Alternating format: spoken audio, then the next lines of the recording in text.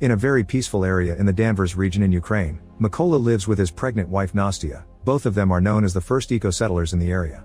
Nastia is an artist who likes drawing and woodcarving. She even makes a wood angel for Mykola so he can have a protection amulet. Mykola is a mathematician, physicist, and ecologist that teaches at the local school, which he travels to on his bicycle. The peace sign outside their home is the paw of the white raven, representing an ancient legend of a raven that felt pity for people and brought them fresh water and food, losing its feathers in the process. Because of the lack of electronics at home, the couple does not get any news until Mykola goes to work and gets a few minutes of TV during his break. That is how he learns about the protesters that were killed in Ukraine's capital city and Russia possibly invading the country. During class, Mykola is harassed by student Ivan, who thinks his teacher is a stranger and a weirdo, so he wants him gone, but Mykola never lets him anger him because he believes in pacifism and working on guiding the youth's mind. One morning on his way to work, Mykola notices some soldiers standing by the road but pays them no mind. When he finally arrives at school, he is shocked to find it empty, and the TV quickly tells him why: Russia has invaded Ukraine. Remembering the soldiers he saw earlier, Mykola worries about his wife and rushes back to his house, but it is already too late. The Russians are there beating Nastia up and they catch Mykola too when he tries to defend her. After the soldiers make sure they are not spies, they start a fire inside the house and leave, but when Nastia tries to retaliate by throwing a stone at them, the soldiers do not hesitate to shoot her before finally going away. Devastated, Mykola clings to his wife's body while watching his house burn down. Hours later, two members of the Ukrainian militia find Mykola, and after checking his identity to make sure he is an innocent civilian, they help him dig a grave for Nastia. Then they take him away with them to their base, although before leaving Mykola makes sure to take the wood angel with him as the last memory of his wife. The higher-ups at the base are not happy about the sudden arrival of a stranger because he could be a spy, but Mykola quickly proves himself by saying he wants to join the army and drive the Russians out of their country. From then on, Mykola is sent to a heavy training course where he must learn to exhaust his body and use firearms, two things that as a pacifist he has never done before. Disassembling and assembling weapons is particularly hard for him, and it earns him the mockery of his superiors, especially when he announces he has chosen Raven as a code name. Mykola does not let them put him down and trains extra hard, staying up late with weapon practice and keeping the wood angel close so he never forgets his objective: getting revenge for his wife. A few weeks later, the trainees learn there are not enough snipers at the front and the army is looking for volunteers for the job. Not many people are interested, but Mykola immediately volunteers, only to be met with more mockery.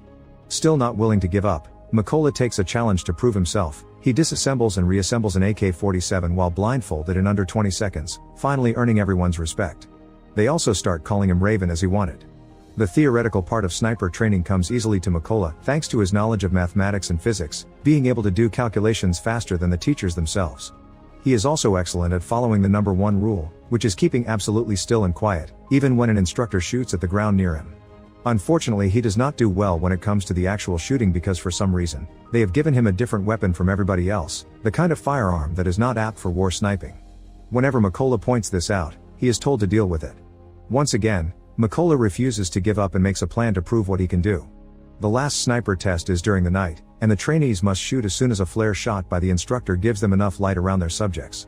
However, Mykola does not shoot yet. He uses the light to calculate the distance, and once the exam is over, then he shoots under complete darkness and hits the target exactly in the center, something nobody else managed. This allows Mykola to graduate with the highest score and ends up being assigned to a first-class unit. For his first mission, Mykola and his fellow snipers must free an important checkpoint that has been captured by the Russians. The team successfully sneaks into the area without being detected and each sniper gets assigned a target, but when they are about to shoot, they must pause the plan because a civilian car approaches the checkpoint. The Russian soldiers make the two civilians come out and hand in their passports, refusing to give them back when they ask the couple to leave. The man makes a scene as he demands to be given his things back, causing the Russian soldiers to respond with violence. Mykola's team notices this and immediately attacks, killing every soldier with quick efficient shots, including the guy that tries to hold the civilian woman hostage. Once the mission is over, the team hangs the Ukrainian flag to retake control of the checkpoint. When they return to base, Mykola hears his fellow newbies have left on a different mission, so he uses this moment of downtime to visit the school he used to work at, finding himself deeply moved by the desolate sight of the dusty classrooms. The next day, when the other team comes back, Mykola is hit by the hardest of news. One of his friends has died at the hands of an enemy sniper. This adds to the list of reasons why Mykola wants to get revenge. For the next mission, Mykola's team hides a bunch of explosives on trees behind leaves before they hide in the grass while waiting for their enemy to show up. When the Russian soldiers appear in the forest as reports had anticipated, Mykola hesitates to shoot because he sees something he cannot believe. Ivan has joined the Russian army and is coming this way with the rest of their enemies. He snaps out of it when the captain orders him to shoot, and Mykola hits the detonator, killing every Russian soldier including Ivan. When the captain asks him what was all about and hears Mykola's explanation, he responds Ivan had made his choice. Later during a break, Mykola and the captain bond over their memories of home. The captain carries with him a picture of his family and explains he has an agreement with his wife not to tell his daughters the nature of his job, so they think he is away on a business trip. In return, Mykola shows him the wood angel, explaining it symbolizes his own family. A few days later, the Ukrainian forces manage to secure the trenches by the border, so the sniper team gets in position to wait for the Russian forces that are getting ready to invade this region. Keeping the angel with him at all times, Mykola gets ready to do his job, but he loses his usual calmness when he notices that among the arriving Russian soldiers he can see the man that killed his wife. Desperate for revenge, Mykola keeps asking for permission to shoot, and the captain turns him down every time because the enemy is not in the right position yet. Eventually Mykola gets tired of waiting and shoots anyway, hitting the soldier but also giving away their location to a hidden enemy sniper that immediately retaliates and kills the captain. As the Russians open fire on them, Mykola has to drag the captain's body through the field while dodging every bullet and every bomb. Hours later, when Mykola finally makes it back to the base, his superior promises there will be an investigation to find out the sniper that killed the captain, and when they finally find him, they will call Mykola to take care of him. Meanwhile, Mykola is overwhelmed with guilt and decides to throw himself into solo missions to make up for his mistake. His sniper skills are still on point and he manages to take down many Russian soldiers, but without anyone keeping him on his toes. He also gets too risky and ends up with a wounded arm caused by an enemy bullet. Mykola goes to a secret hideout to take time to recover and watch the news to get an update on the political status of the negotiations with Russia, but his break is interrupted by an important call. It turns out the army has found the location of the sniper that killed the captain, so Mykola needs to come back. Before the mission begins, the soldiers are told all the information that has been gathered so far. The sniper's bullets are wide-ranging, he has already killed 5 Ukrainian snipers and 3 machine gunners, and his name is Sari. To make matters worse, he records all his kills and posts the videos to demoralize them. He even had the nerve to post the recording of their captain's death. At least all these casualties have allowed them to pinpoint Sari's location, and since they cannot fill the place with mines because of a chlorine storage in the chemical plant where the enemy is hiding, they have come up with an alternate plan. Their snipers will take out the lower soldiers to clear the way in order for Mykola to sneak inside and get Sari face to face. When the mission begins, all the Ukrainian snipers get in position and wait for Mykola to get inside the building by crawling through the field. The first soldier he finds is the other man that had attacked his home and still remembers Mykola, saying he should have killed him the first time.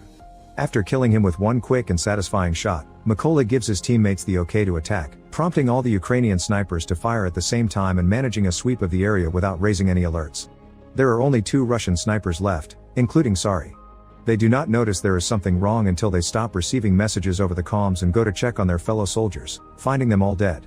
While Mykola uses the chance to get deeper into the building unnoticed, Sari calls for backup and sends the other soldier to keep watch before he returns to his spot, where he is surprised to see a little wood angel. At that moment Mykola comes out, jumping on Sari to kill him with a knife while the other Russian soldier falls victim to a grenade that is waiting for him. Then the backup that Sari called for arrives at the area, so Mykola uses Sari's radio to tell the new soldiers that they will pay for what they did. As soon as the Russian truck parks, the Ukrainian soldiers open fire on it, eliminating all the targets in seconds. Now that Mykola has avenged his wife, his friend, and his captain, he decides to take a break and go back home to visit Nastia's grave, making sure to fix the cross that had fallen. Sadly, as much as he misses his home, he cannot stay because there is much more work to do for his country. Soon he is on another solo mission, ready to bring down as many Russian soldiers as necessary. Make sure to subscribe and turn on notifications so you can watch more videos like this. Thanks for watching.